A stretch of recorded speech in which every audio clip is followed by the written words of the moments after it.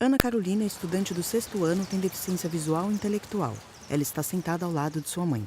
Bom, letramento, educação física, aula de dança, leitura, aprender a arrumar casa, lavar louça. Ainda não sei fazer tapete. Instituto Rodrigo Mendes apresenta Projeto Diversa, Educação Inclusiva na Prática. Rosângela Machado, Secretaria de Educação. Desde 2005, a gente faz inclusão de todas as crianças, e até é redundante falar, mas inclusão sem exceção, sem deixar ninguém de fora. Escola Donícia Maria da Costa, Florianópolis, Santa Catarina. Marcos Bueno, diretor. No mesmo ano em que eu assumi, nós tivemos a entrada de 2 professoras efetivas para a sala multimeios, que é a professora Juliana e a professora Andréa, e que fizeram toda a diferença nessa construção.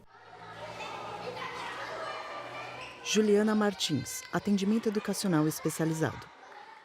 Olhar esse profissional com o olhar também de professor, que eu também sou professora, com respeito, e ir na sala de aula e não ficar somente orientando esse profissional. Então nós vamos na sala de aula e ensinamos ele a fazer lá, porque as dúvidas, a dificuldade surge lá. Salete Santos, educadora. Normalmente eu tenho um conteúdo programático a cumprir e com base nisso eu preparo normalmente um material e mando para a sala multimeios, elas dão uma estudada e eles me ajudam a adequar os materiais. Então, quando a gente pensa, vamos orientar a família, como que essa família vai ajudar essa criança a fazer uma tarefa de casa? Como que ela vai orientar sem fazer por ela, sem olhar essa criança de uma forma assistencialista? Thaís Filó, educadora. A falta da família, para mim, é um grande desafio. Ou a família que não consegue casar o mesmo pensamento com o pensamento da escola, com o pensamento de inclusão, ou de que aquela criança pode se desenvolver de uma outra maneira e que aceite o conhecimento que a gente adquiriu a partir de formação.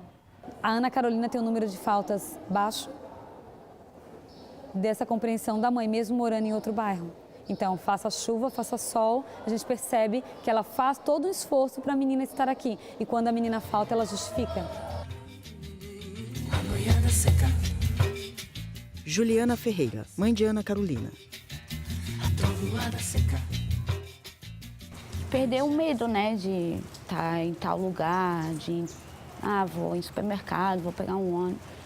Perder esses traumas que eles têm, porque eu sou cego, eu não consigo enxergar, mas sabe que é capaz de fazer aquilo, sabe? Eu tinha até medo de escuro. Tinha medo de sair sozinha. Mas agora em diante, eu tô andando sozinha, tô indo até a Ana Maria comprar pão pra minha mãe quando ela pede.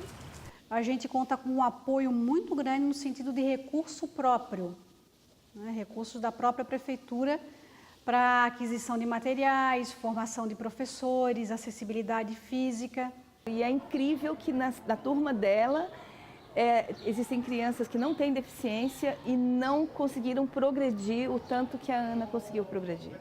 O conteúdo que a Ana tem é igual dos outros alunos, mas o conteúdo é numa demanda que ela possa acompanhar. Turma bastante indisciplinada, Então a gente cria estratégias não só para ela, mas para a turma inteira. Da mesma forma que uma criança da escola pública sofre bullying, a única diferença nesse momento, falando isso para um pai, é que o filho dele tem um diagnóstico, mas ele é uma criança como qualquer outra. E se a gente atuar junto, escola e família, com certeza essa criança tem muito mais condição de se desenvolver, de ter autonomia, de poder interagir com os demais e se construir, ser um sujeito de sua própria história.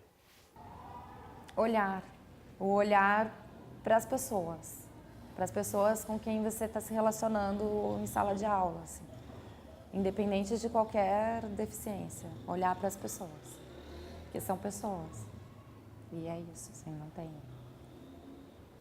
E as minhas dificuldades Os meus medos e receios não podem ser motivos para eu excluir ou não querer aquela criança em sala de aula. E é bom saber que todo mundo está nesse barco. Isso é novo para a gente, né? Essa convivência com os que nunca conviveram.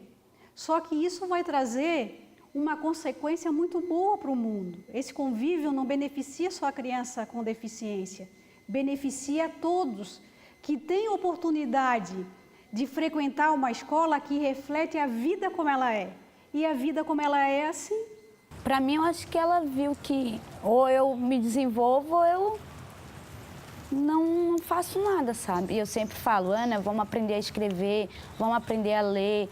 Ah, mãe, quero ser professora. Mas para você ser professora, você tem que aprender a ler, você tem que estudar. Para isso, você tem que, sabe? Né? Realização Instituto Rodrigo Mendes, Educar para Incluir. Patrocínio: Abades, Atlas Schindler, EMC, Instituto CIA. Itaú BBA, Instituto Península, JP Morgan, TAM. Apoio: Ministério da Educação, Governo Federal do Brasil, Pátria Educadora.